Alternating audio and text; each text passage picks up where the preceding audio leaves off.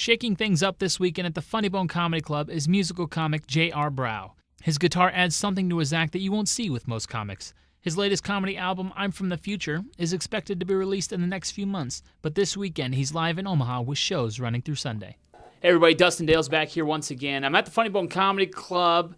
It's a comedy club this weekend, but it's a little bit different. There's a musical comedian here this weekend. His name's J.R. Brow. Welcome, J.R. Brow. How you doing, bud? Thank you, Dustin. It's good to have you.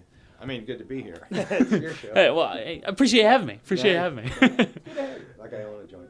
So how's your trip coming so far? It's great. I just got back in from Sioux City, and boy, is my car tired. It was fun, but I'm on a month-long tour. I've done a lot of stuff in the Midwest, and then also Canada. So coming back here, it's kind of nice to just experience a little warmer weather. You know? Yeah, this is warm. Yeah. Now, how long you been doing comedy? 25. 25 years. And now, have you had the guitar with you the whole 25 days. Yeah. 25 days. It's pretty good for 25 days. It has been 25 years. Yeah, and you were asking about the guitar. I've always had the guitar, but I think the first 5 years I wanted to work on a stand-up personification, and then once I had that down, then I started. Then the guitar became sort of like the icing on the cake for the show, and now it's like I really enjoy playing guitar, so it's part of the show. So when you started out, did you see yourself as bringing the guitar up on stage for sure down the road, or was it something you were just like, you were fiddling around one day and you're like, hey, this is pretty funny, I'm going to use this? Well, ironically, I started out singing in bands, and particularly like heavy metal bands and stuff, and when something would go awry, I would be up there in the front without any instrument. Somebody would break a string or a head on the drum, and I'd have to talk. So it was sort of like, I'm the entertainer anyway, why do I need to share the money with these guys? So it was sort of a natural progression, Is it easier to write jokes that involve the guitar, or easier to write jokes without the guitar, do you think?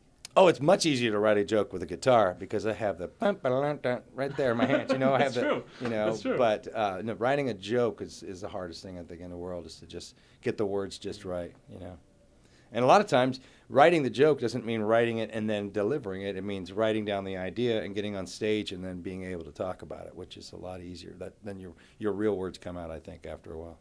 So you've got an album that came out recently. Tell us when did the album come out for you? Well, Dumber by the Decade came out actually in 2010, and it's doing really well. It's one of the top hits on Sirius XM with the Jeff and Larry. It's on the Jeff and Larry show, and my new album is coming out now. It's called I'm From the Future, and it's I'm very excited about that one because. I say it's coming out, but really I just have the audio recorded now, and I'm coming up with the artwork and all that stuff and have it manufactured. But I'm very excited about that because I think it's the first, you'll hear the very first auto-tune comic. I auto-tune my jokes. And auto-tune, yeah. Huh? I brought it. You didn't hold anything back. That's right. Well, I mean, if you don't have to have talent in music, I figure you don't need talent in comedy either, so... That's one way to look at it. The other one was a combination of things that I've done over the years, and it really dealt a lot with the previous administration, the Bush administration, and how the country just was going to hell in a handbasket. So the title was appropriate at the time, Dumber by the Decade. And I just stopped paying attention to politics altogether, particularly when Omaha got into office. Obama. I said Omaha. He was just here yesterday. Obama in Omaha. I know, it's really hard to say twice. I don't know if you were trying. That just freaked me out when I saw it on the TV. But no, I just wanted to stay away from politics and just start having fun. And then when I was having fun, I realized I've got a lot of toys here, particularly, like you said, the guitar at the end. But in this up front, then I bring out some to see it is to know what I'm talking about. So check it out. I'm From the Future, and it's coming out probably within the next 3 months. Okay, very cool. Well, I'm definitely looking forward to that. Right. Now, you mentioned you were talking some politics. You used to follow quite a bit. We got an election coming up. Have you been following this election at all? I am trying my best not to. I don't. It's such a. Oh my God! It's such a nightmare. I'll tell you who I'm not rooting for. Trump. He is as much as I'd like to say he's speaking for the people, he is not. He's just ruffling feathers. I'm not going to tell you who I'm going to vote for. I almost want Bush back. That's how bad it is. That's how bad some of the candidates are. Senior or junior? True point. You know what? Good point. Senior, please. Now, a lot of attention has come with Trump. Of course, a lot of young voters get involved. Do you think it's good for politics to have someone like a character like Trump in the election? It is. It's definitely going to make a lot of the Republican, particularly the GOP, work their asses off to get a solid vote, and a electoral college in a state. And it's funny, I didn't even realize this. I live in Austin, the blue dot in the middle of the red state.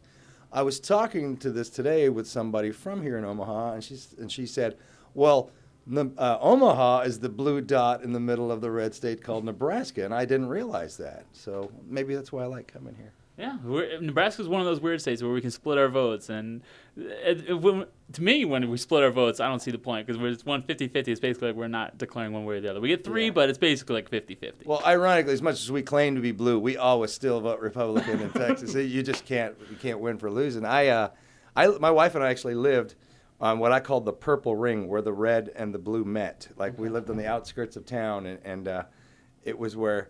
It was just like people would ask me for directions to my house. I go, it's easy to find. It's the only one on the left. But-umch. I did my own but-umch. I like that. I like that. That's good. Nice touch. Now, the Oscars came out today. Do you follow movies at all? Do you have a chance to catch anything good? No, but I really, really want to see Peanuts, the movie. It just looks good. It looks like a winner. They got snubbed. They did. They did. Not even musical soundtrack? I don't think so, no. See, it's rigged. It's all rigged. No, actually, I want is it the Relevant? What's the it? Revenant? Revenant, excuse me. Yeah, I want to see that. I want to see the movie, actually. And I think The Martian is big. I think it's going to win some awards. Yeah. They cleaned up at the Golden Globes. Right. But do you consider The Martian a comedy or do you consider it a drama? I do, because you know what? They handle it tactfully. I mean, if you think about it, if you're in a situation life or death and you're able to still pull laughs out of that, that's not nervous laughter. That is genuine laughter. And yeah, you know what? It's got to be hard as hell to write something that it's a major drama, and they go, oh my God, it was funny too. I mean, Golden Globes doesn't pull any punches. I mean, if they say it's funny, it's funny.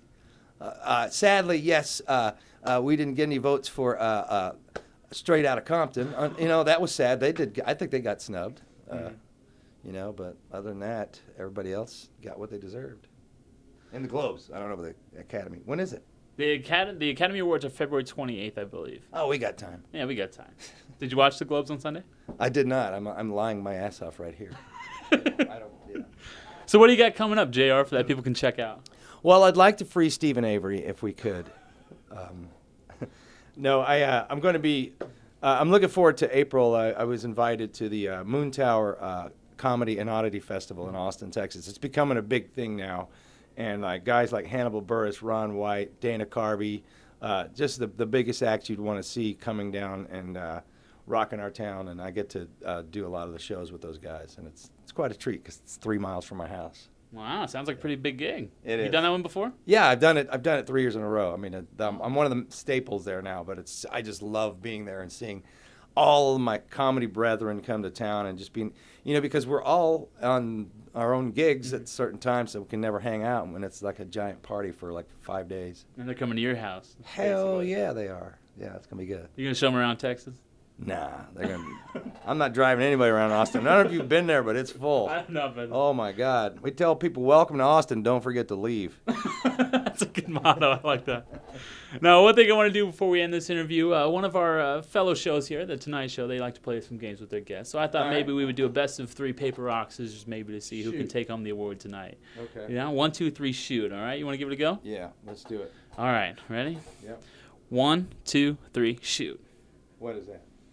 I'm not sure. What is that? Oh, that's a firecracker. Oh, it's a firecracker. Does that beat scissors? You cut the fuse. Yeah. I cut the fuse. Okay. All right. 1 point for me. Ready?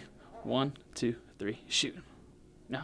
Evened up. Here we go. 1, 2, 3, shoot. Ah, you won. You got So what do I get to do? You get to close out. You get to close out the interview. Tell people to come check you out. Ladies and gentlemen, this is J.R. Brow representing the Funny Bone Comedy Club here in Omaha, wonderful West Omaha. If you get a chance, come out and see the shows. Great comedy with myself, Josh Arnold. We'll see you there. Friday, 2 shows. Saturday, 2 shows, 1 on Sunday. Have a great one.